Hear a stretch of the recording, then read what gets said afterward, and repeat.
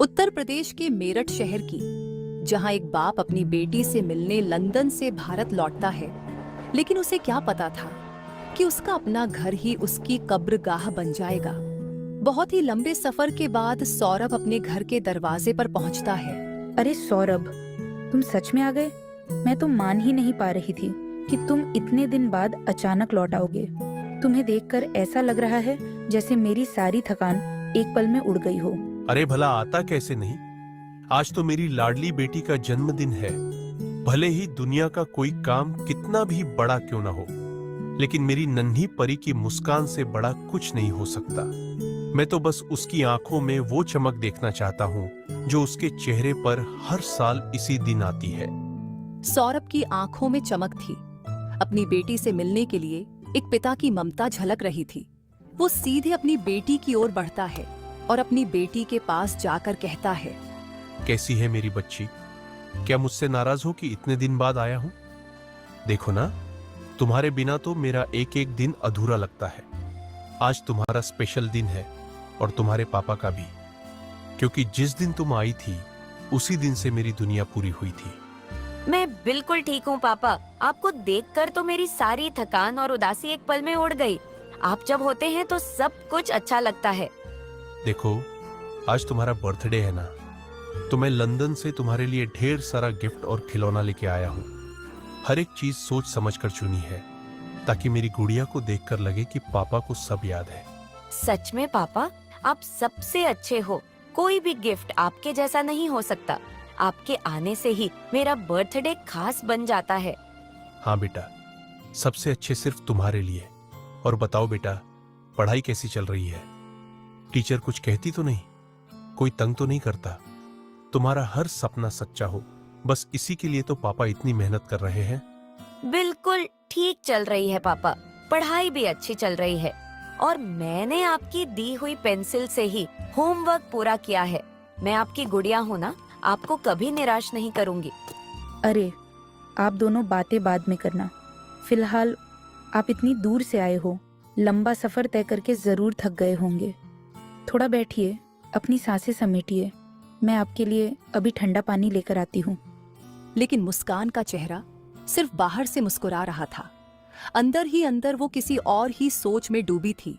जैसे ही वो रसोई में पहुंची, उसका असली चेहरा सामने आया। उसने मोबाइल उठाया और एक नंबर डायल किया, और वो नंबर मुस्कान के आसिक साहिल का था। हाँ बेबी, बोलो, कैसी हो? सब ठीक है ना वहाँ? तू ठीक तो है ना? बोलना क्या है? मेरा पति, मेरा बोझ घर आ गया है। अब सुन ध्यान से। तू वो बेहोशी वाली दवा लेकर मेरे घर के बाहर जल्दी आ जा। देर मत करना, समझा ना? जैसे ही मौका मिलेगा, जैसे ही ये अकेला पड़ेगा, हम इसका खेल खत्म कर देंगे, हमेशा के लिए। बस बेबी, 2 मिनट में लेकर आया। वैसे भी तुझसे किया हुआ वादा कभी अधूरा छोड़ा है क्या?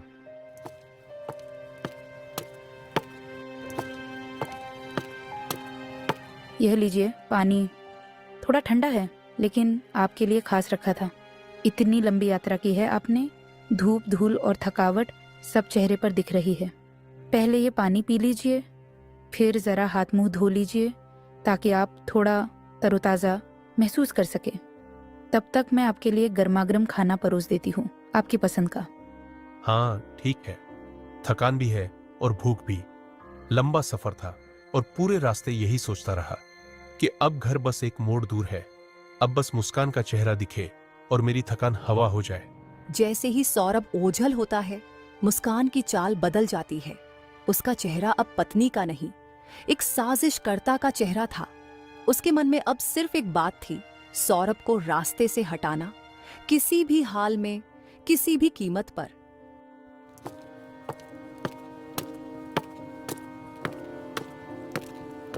मुस्कान घर से बाहर तेजी से निकलती है। गली में जाकर बेचैनी से इधर उधर देखती है। अरे कहाँ रह गया ये साहिल? मैं कब से इंतजार कर रही हूँ उसका। घड़ी की हर टिक टिक से बेचैनी बढ़ती जा रही है। कितनी देर हो गई, अब तक आया क्यों नहीं? हर मिनट में लगता है जैसे सब कुछ फिसल जाएगा हाथ से।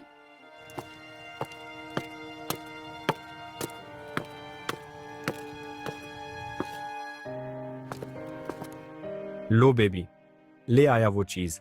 तेरे कहने की देर थी और मैं निकल पड़ा था। कहाँ थे तुम? समय का कोई मतलब है कि नहीं तुम्हारे लिए? मैं यहाँ अकेली सब कुछ संभाल रही हूँ। पता है मैं कितना रिस्क ले रही हूँ। एक भी गलती हुई तो सब कुछ खत्म हो जाएगा, सब कुछ। यार क्या बताऊं, कोई दवा देने को तैयार ही नहीं था। बहुत झूठ बोलना पड़ा। कहना पड़ा कि बीवी बीमार है, सो नहीं पा रही है। डॉक्टर से बहस तक हो गई, झगड़ा किया, गुस्सा खाया, तब जाकर मिला है ये खतरनाक चीज। ठीक है, अब सुनो, मैं जैसे ही तुम्हें कॉल करूं बस फौरन अंदर आ जाना और जैसा प्लान है वैसा ही करना।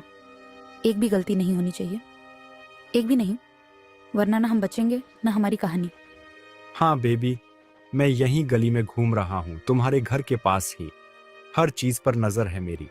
तू टेंशन मत ले, बस अपना काम कर, बाकी सब मैं संभाल लूंगा। मुस्कान मुड़ती है और घर की ओर बढ़ती है, लेकिन इस बातचीत का गवाह कोई और भी था। लेकिन जो चीज ये दोनों भूल गए थे वो था पड़ोसी राम बाबू, जो खिड़की के पीछे से इनकी हरकतें चुपचाप देख रहा था। सौरभ से कितनी बार कहा था मैंने, तेरी बीवी किसी लड़के से मिलती है। आज तो वो लड़का इसे कुछ पकड़ा भी रहा था, पर सौरभ को तो यकीन ही नहीं। कभी कभी जो लोग हमारी परवाह करते हैं हम उन्हें ही नजरअंदाज कर देते हैं और फिर चुकानी पड़ती है बड़ी कीमत। इधर मुस्कान रसोई में पहुंचती है, खाना तैयार करती है। अरे यार, इतनी सी दवा से अगर इस बार भी ये बेहोश नहीं हुआ तो समझो हमारा पूरा प्लान मिट्टी में मिल जाएगा। नहीं, अब कोई रिस्क नहीं। एक काम करती हूँ, पूरी की पूरी दवा ही मिला देती हूँ इसमें। इतनी की होश तो छोड़ो, सांस लेना भी मुश्किल हो जाए, फिर देखती हूँ कैसे नहीं होता बेहोश। अब देखती हूँ कैसे बचता है तू। मुस्कान पूरा पाउडर खाने में मिला देती है, एक शैतानी मुस्कान के साथ थाली सजाती है, फिर सौरभ के पास लेकर जाती है। बेटा, तुम अंदर जाकर पढ़ाई करो। पापा बहुत थके हुए हैं, उन्हें आराम से खाना खाने दो। उनकी तबीयत ठीक नहीं लग रही है, तुम्हें परेशान नहीं करना चाहिए अभी। ठीक है मम्मी, मैं अभी जाकर पढ़ाई करती हूँ। जैसे आपने कहा, पापा को आराम चाहिए। बेटी चली जाती है।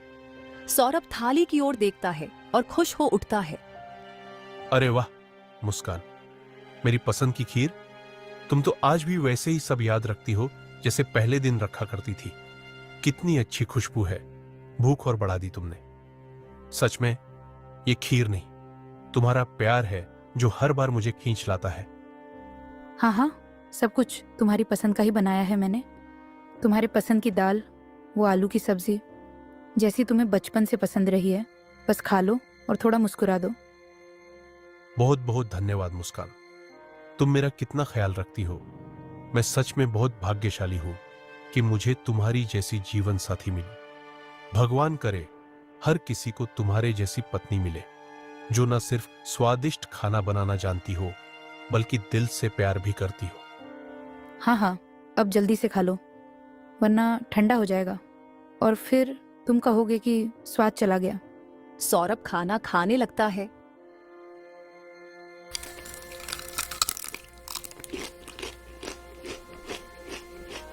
अरे मुस्कान, तुम भी आ जाओ। तुमने खाना बनाया पर खुद कुछ खाया नहीं। बैठो ना मेरे पास, एक साथ खाना खाते हैं जैसे पहले खाते थे, याद है ना? ना नहीं, मैंने तो खा लिया। मैं तो बस चाहती हूँ कि तुम आराम से खाओ। सौरभ दोबारा खाने में लग जाता है।